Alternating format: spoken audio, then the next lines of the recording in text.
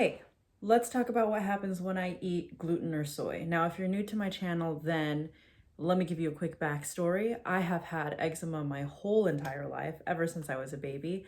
And growing up, it's popped up in different areas at different stages of my life. So when I was younger, it would be behind my knees, it would be in my elbow, or on this part of my on this part of my arm, on my elbow. And then in high school, it started spreading to my hands, and sometimes I still get a little patch here that is breaking out.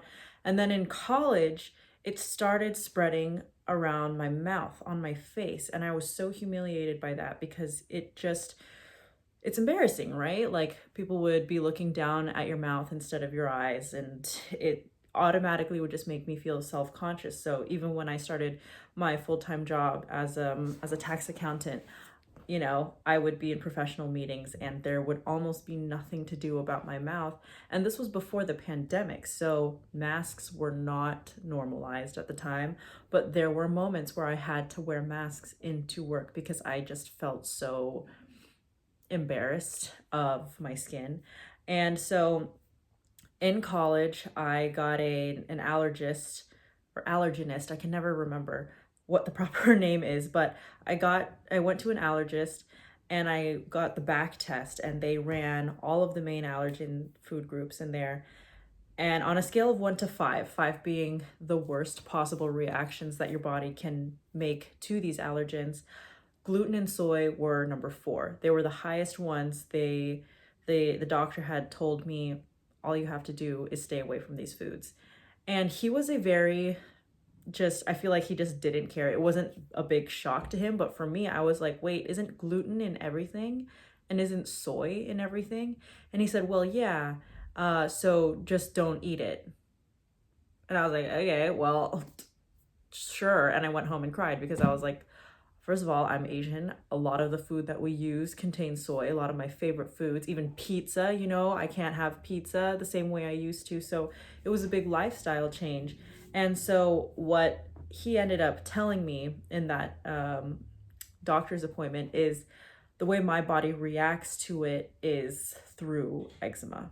And I said, okay, that makes sense. Also, gluten and soy are one of the most inflammatory foods for people like me. So, I'm not saying that going gluten free and soy free is for everybody. Of course, you should consult your doctor first. But for me, I really had to cut it out.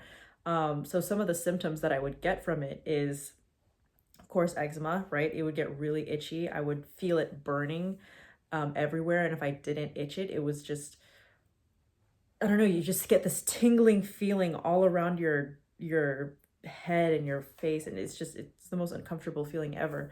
But on top of that, brain fog was a huge thing that thought I thought was normal. So in college, I didn't drink a lot of caffeine because that's another thing I'm very sensitive to. I would get anxious, I would get some paranoia. A lot of bad things were associated with me drinking caffeine, so I couldn't really take it. So I always thought that that feeling of being foggy and, not focusing or paying attention was because I wasn't drinking caffeine. But apparently, brain fog is a huge thing with specifically gluten and soy allergies. Is you just have this kind of like cloudy feeling, and you're kind of tuned out of everything, but you're still present in the moment, if that makes sense. So brain fog was another thing that was associated, and ever since I cut it out, I just feel better. My head feels a little bit lighter, and I realized that that was a huge impact or a huge symptom of it. So brain fog was a big thing. Eczema what is probably the biggest thing that physically shows up on my skin. I don't get the usual, there are some people like my boyfriend, he's also allergic to, surprisingly, the same things that I'm allergic to. But when he would eat gluten and soy, it's pain all over his body, like pain in his stomach, but also like pain just I don't know if it's just joints, but there's been moments where he just eats certain things and then we realize afterwards, oh my God, that had soybean oil in it, or there was a little bit of soy sauce in it. So he would just get the body aches that came with it too. So the main two for me were the brain fog and the eczema. And for him, it was the body aches, and I think even like the stomach aches as well. I'm trying to think if there's any other miscellaneous ones. Um, I mean, outside of the food allergies, there's usually, you know, the seasonal allergies, the dust allergies, and those are different. Those, you know, my eyes itch, my mouth itches, things just start getting itchy and dry. But when it comes to food, it really is just like an uncomfortable feeling on my skin. Like it's just crawling over my skin. Oh my God, I'm getting like, but when I went to my doctor, my actual, not the dermatologist, not the allergist, but my doctor, um, she had told me, she had given me a list of foods to stay away from that are very inflammatory for me because I'm already very sensitive. Another thing I was allergic to was, unfortunately, or is, tomatoes. But what is interesting about that is I've had tomato paste before, and that does not make me itchy. It doesn't give me brain fog. I just, so I'm trying to see if I can adjust adding little tomato pastes into little things to kind of gauge how my body reacts to it. But I mean, I can go through a whole list of other things. I'll just say it since we're already on this topic. So gluten, soy, tomato, those are my main three. And then when the other things came back, they were rated like a 2 or a 3 out of the 5. But I think the threes were tomatoes and carrots. I was like, carrots? I freaking love carrots. I've been eating carrots my whole entire life. Telling me I have to cut out carrots? And he's like, yeah, you gotta cut out carrots. And I was like, okay. So I did that. But I've recently been trying, because it's been over, I think maybe a year and a half since I've eaten carrots before. And since my new discovery of I can handle tomato paste, can I start adding carrots back into my diet? Was that just a certain part of my life where I couldn't eat it? And now I have to like slowly refamiliarize my body with it, desensitize my body to it, I guess. Um, and so here and there, maybe like once a month, I'll try eating a carrot. I know that sounds so weird, but I'll try eating it, see if I have any itchiness, any brain fog, anything that pops up, and usually I don't. So that's been a good thing. I'm trying to explore that more. And the other thing was tuna and bananas.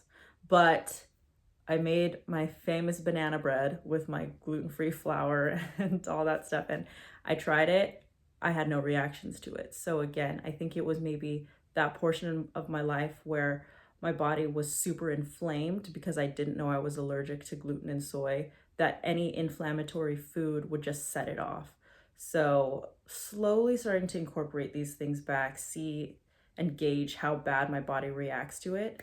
I'll keep you all posted. Let me know down in the comments if you want to see a little bit more content about allergy life and all that stuff and what I have to eat. But tuna was a heartbreaker for me because I love poke and I love sushi.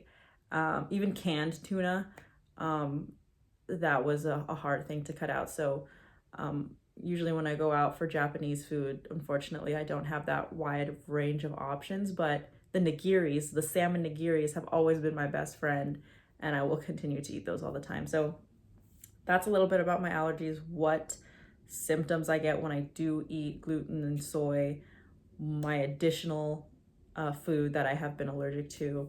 So let me know if that helped at all. Let me know if anything, if you or somebody that you love is allergic to something and you're trying to figure out replacements for it. I would love to make more videos about that as well. So if you haven't already, if you like this type of content, subscribe to my channel. I also do a little bit of skincare for eczema prone skin, daily makeup vlogs. And yeah, I'd love to have you as a subscriber. So I'll see you all in the next video. Leave a comment down below, a like, and I will see you all later. Have a great rest of your day. Bye.